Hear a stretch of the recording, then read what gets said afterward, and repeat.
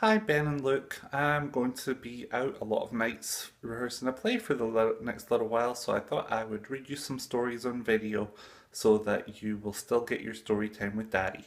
And we're going to start out today with the first part of The Wizard of Oz. Okay, here we go.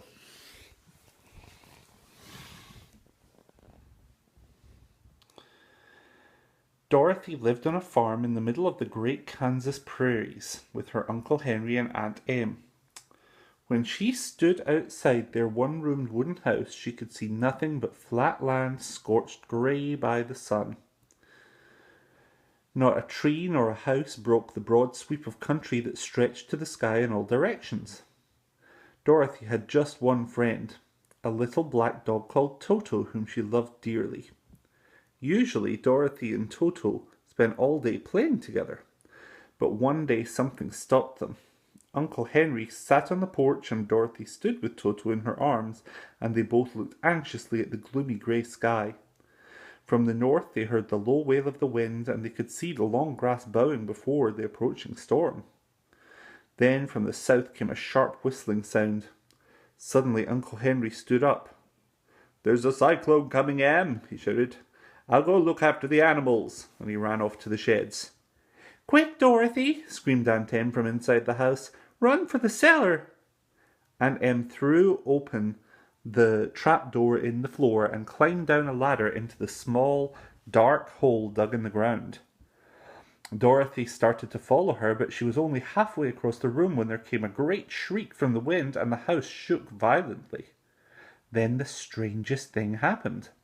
The house whirled around 2 or 3 times and rose slowly into the air.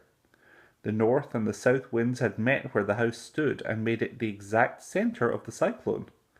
The great pressure of the wind on every side of the house raised it higher and higher until it was right at the top of the cyclone.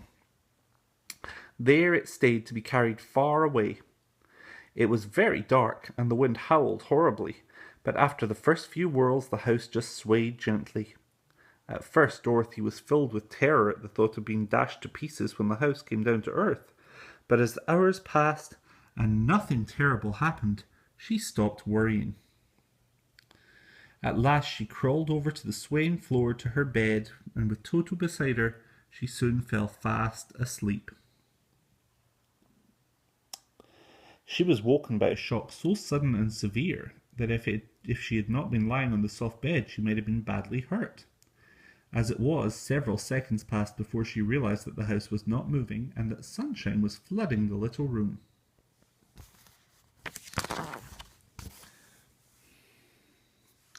Dorothy sprang from her bed, and with Toto at her heels ran and opened the door. She let out a gasp of amazement, for she was now in the middle of a country of marvelous beauty. Wherever she looked, there were banks of gorgeous flowers. Birds with brilliant plumage sang in the trees covered with luscious fruits. In the distance, Dorothy saw some little round houses all painted blue, and then she noticed coming towards her a group of the queerest people she'd ever seen. There were 3 men and 1 woman, and although they looked much older than Dorothy, they were certainly no taller. The men, who all had beards, were dressed in blue from their boots right up to their pointed hats. These had little bells round the brims that tinkled sweetly as they moved. The little woman also had a pointed hat, but hers, like her gown, was white. Her face was covered with wrinkles, and she walked rather stiffly up to Dorothy. She then bowed low and said in a sweet voice, "You are welcome, most noble sorceress, to the land of the Munchkins. We're grateful to you for having killed the Wicked Witch of the East and for setting our people free." Dorothy listened with wonder. What could she possibly mean? "Oh, you're very kind, but there must be some mistake. I've not killed anything." "You're a house dead anyway," replied the little old woman, "and that is the same thing. Look, there are her 2 feet." Dorothy looked down and gave a little cry of fright. There indeed, just sticking out from under the house, were 2 feet shod in silver shoes with pointed toes. That wicked witch made all the Munchkins slave for her night and day for many years, explained the old woman. They were overjoyed when they saw that she was dead, and they sent a swift messenger to bring me here.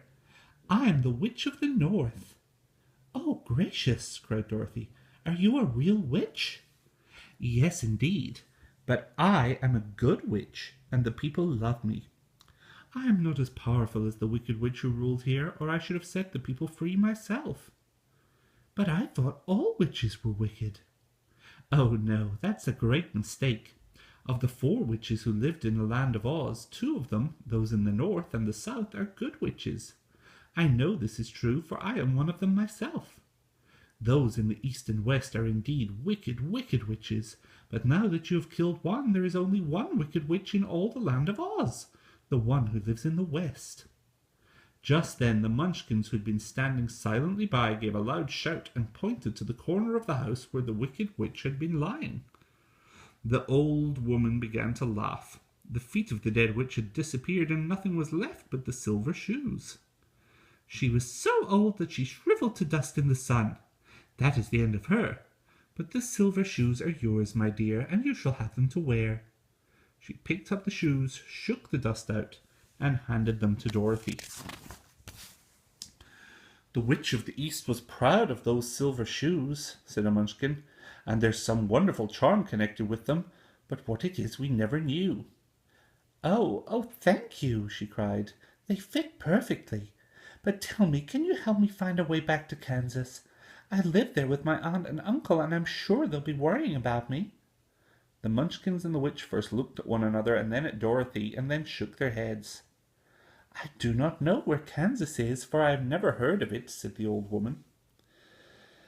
You see, here in the land of Oz, we're cut off from the rest of the world by a great desert. Your only chance of returning home is to go to the Emerald City and ask the great Wizard of Oz to help you. Is he a good man? He's a good wizard, and more powerful than all the witches. Whether he is a man or not, well, I cannot tell, for I've never seen him. How can I get to the Emerald City? You must walk along the road paved with yellow brick. It will take you through land that is sometimes bright and pleasant, and sometimes dark and terrible. I am afraid, my dear, that I cannot go with you. But I will give you my kiss, and no one will dare injure a person who has been kissed by the Witch of the North. She kissed Dorothy gently on the forehead, leaving a round, shining mark. Then, with a friendly nod, she whirled around on her left heel 3 times and disappeared. The Munchkins bowed low and walked away through the trees. Left alone, Dorothy prepared for her journey. She changed into her blue and white gingham dress and then found her straw hat and filled a basket with bread. Then, with Toto trotting beside her, she set off along the road of yellow brick. The sun shone brightly and the birds sang sweetly, and she soon began to feel quite cheerful. When she had gone several miles, she stopped to have a rest. She climbed to the top of a fence, sat down, and looked across a great cornfield. Not far away was a scarecrow. Its head was a small sack stuffed with straw, with painted eyes, a nose, and a mouth.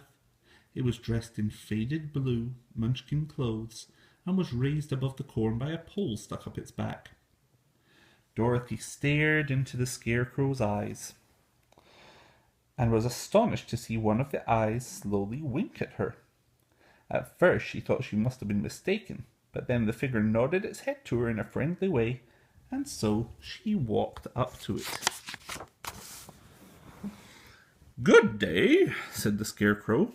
"Oh, did you speak?" "I certainly did. How do you do?"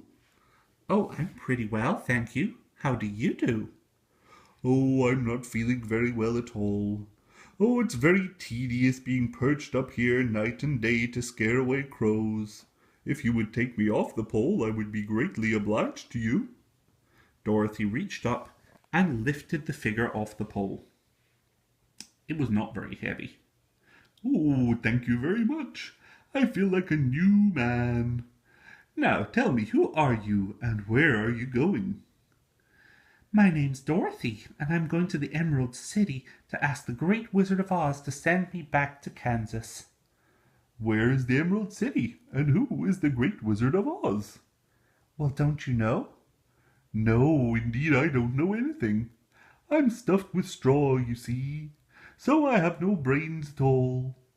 Do you think if I go to the Emerald City with you that Oz would give me some brains? I can't tell, but you can come with me if you like. Oh, thank you. I'm most grateful.